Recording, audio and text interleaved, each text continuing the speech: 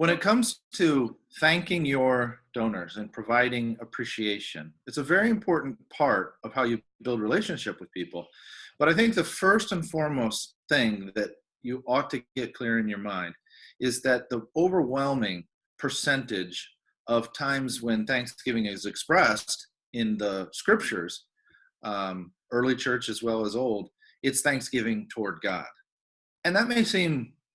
rather obvious to the person who's read the scriptures and is a Christian practitioner of fundraising, but it's a point that cannot be skipped or be made light of. I think that literally, if you're picking up the phone, let's say, or about to WhatsApp and text your donor to thank them for a gift that they just made, which is a great thing to do, to thank your supporters, to recognize their giving, you really ought to be mindful, personally mindful, of your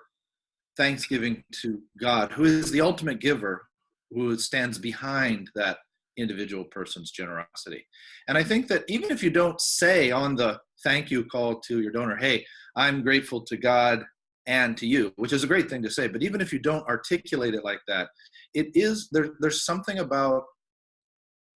being a Christian fundraiser where you must have your mind saturated with scripture and be thinking the right thoughts, even when it comes to Thanksgiving. And the reason I want to make this point, and it's important to me, is that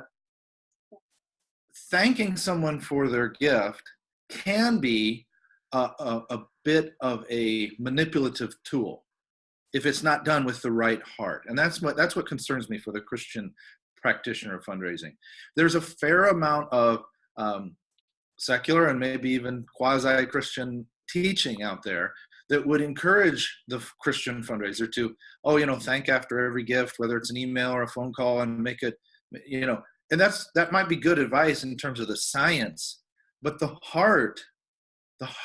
of Christian fundraising is not in how do I encourage my donors to make another gift larger next year. Well, I'm not, that kind of science may be good to apply, but the heart for the Christian fundraiser must be, what are the examples of fundraising in the Bible? What did the early church fathers do? What did, the remnant of Israel do in terms of expressing their thanksgiving? And predominantly, the number one thing was that they were thankful to God.